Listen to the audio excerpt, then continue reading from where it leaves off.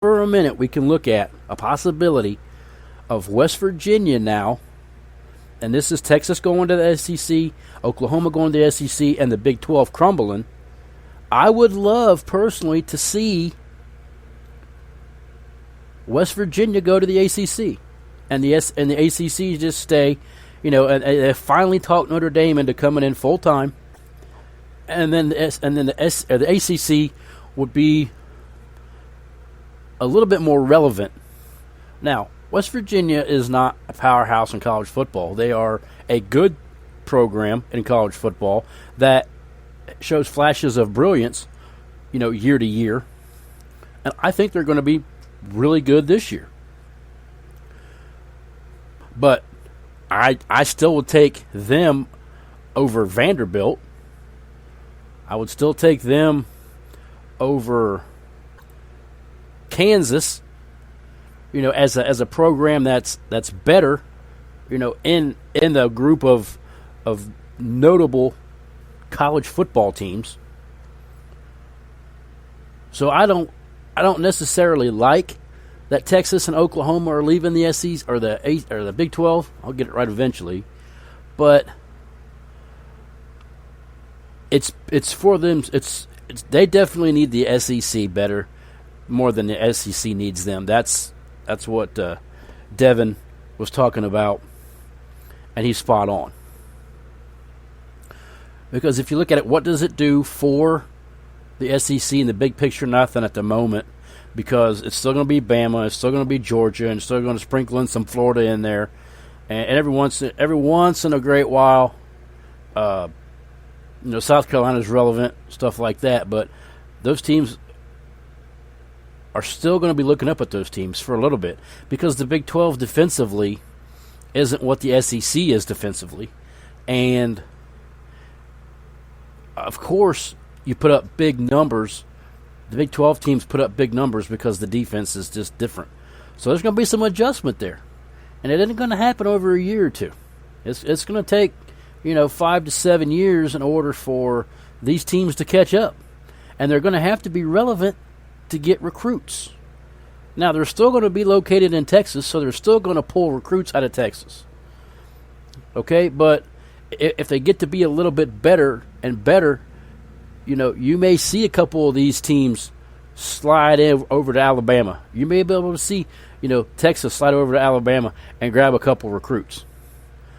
I don't really think Jimbo Fisher and the Aggies want to see this happen. I don't think that the Aggies want to see them come into the SEC. I really don't think Vanderbilt wants to see them either. But I did read a report where there was a bunch of teams in the SEC that was okay and on board with this. But if I had to pick a couple that weren't, to me it'd be Vandy and Texas A&M. Big picture, college football is still going to be college football. They're still going to play the games on Thursday, Saturday, Friday. They're still going to play the games. It's just going to be a little bit more. I think the games are going to become more important,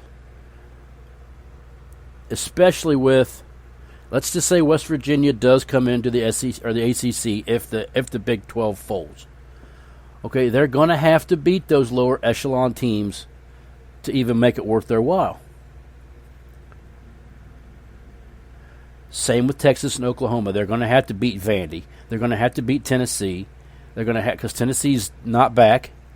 Not this year. Probably not next year either. They're not back. Kentucky's up and coming. They're going to have to beat Kentucky. And you think, if you look at it right now on paper, you think, okay, well, Oklahoma has these big-time, high-fired offenses. Every year they put up just, big-time amounts of points game in and game out. Yeah, but can they go into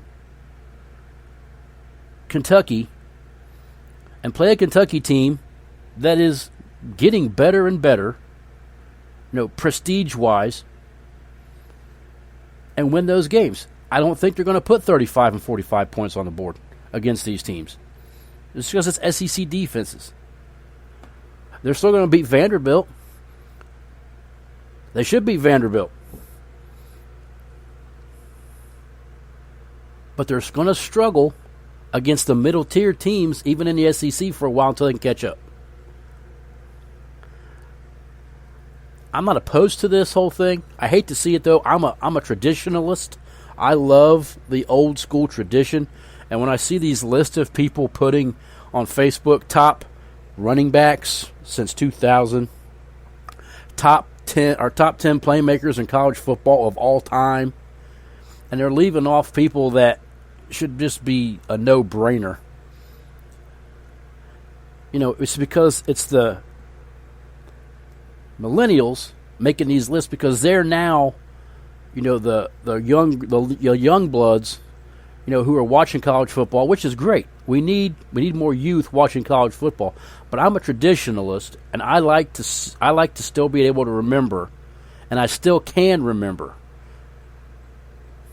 Desmond Howard doing the Heisman pose in the end zone. Okay, the year that he was making a run for the Heisman. I can still remember Ricky Williams just tearing up college football week in and week out. Just tearing it up. And there are some people out there, not naming names, who have never heard the name Charlie Ward, who have never heard the name Peter Warwick, and unless they do some research, probably don't know who Ricky Williams is, because it is kind of a common name. Let's go back a little bit further to a guy by the name of Gale Sayers, Jim Brown. If you're a football fan at any level, you should have at least heard of those two guys. So that's where the traditionalist comes in for me. And those guys were even, Jim Brown was before my time. But I sure to hell know who he is. So as far as tradition goes, I hate to see the breakup. I hate to see them leave. I hate to see teams leave the conferences. When Maryland left the ACC to go to the Big Ten, it's kind of a meh point, but at the same time, I didn't want to see how school leave the conference.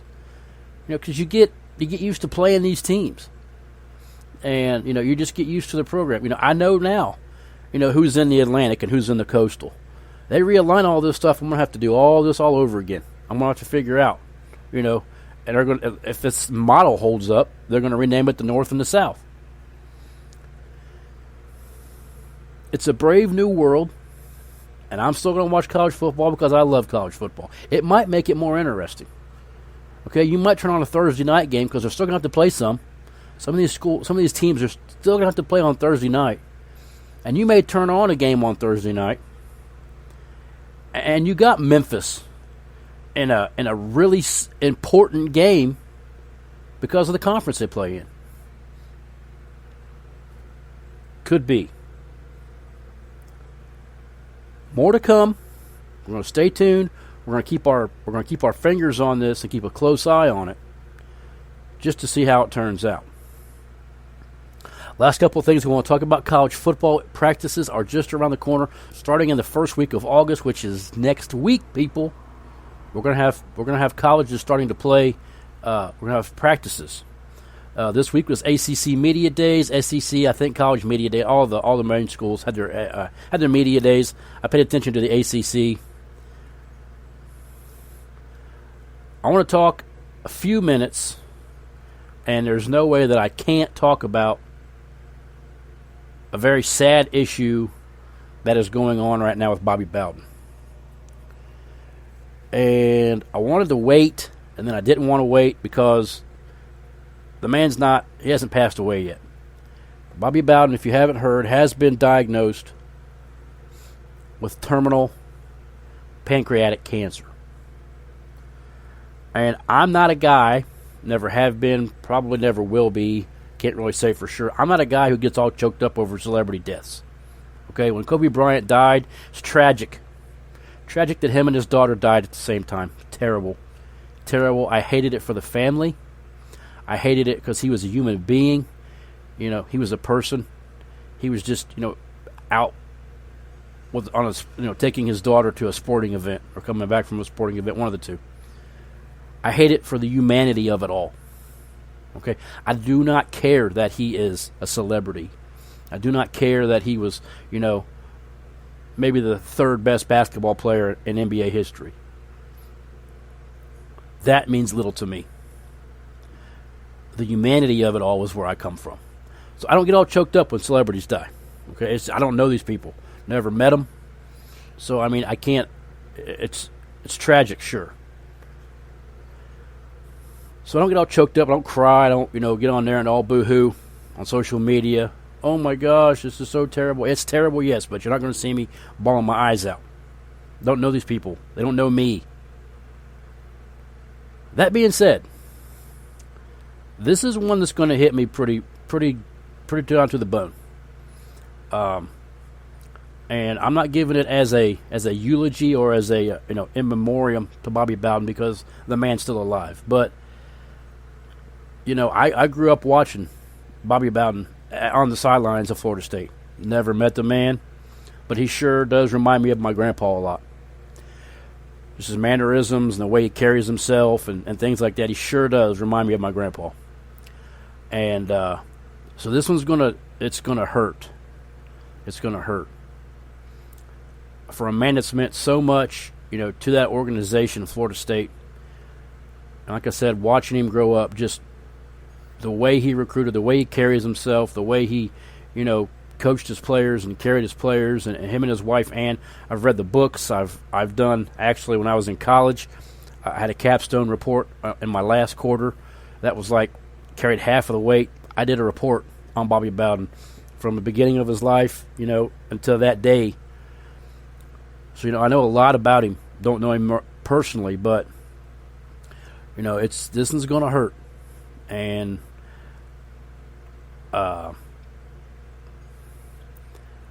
there's never going to be another Bobby Bowden. There's never going to be those times are over. Those time frames were those legendary coaches, where he came in 1975 and took over Florida State that was once a girls' college, and he struggled for a couple of seasons, but goodness, look what he did. The mid-'80s and mid-'90s, you did not want to play Florida State because they were going to hurt you, and you were going to know that you just got whipped on all three phases of the game. 4 if you want to count coaching. So I got spoiled. I fell in love with Florida State at a young age, somewhere around 8 or 9. I turned on the TV. I'm not from Florida. Never lived in Florida. I turned on the game. They were playing Florida. And I liked their helmets. I've told this story numerous times. People always ask me, how did you become such an FSU fan?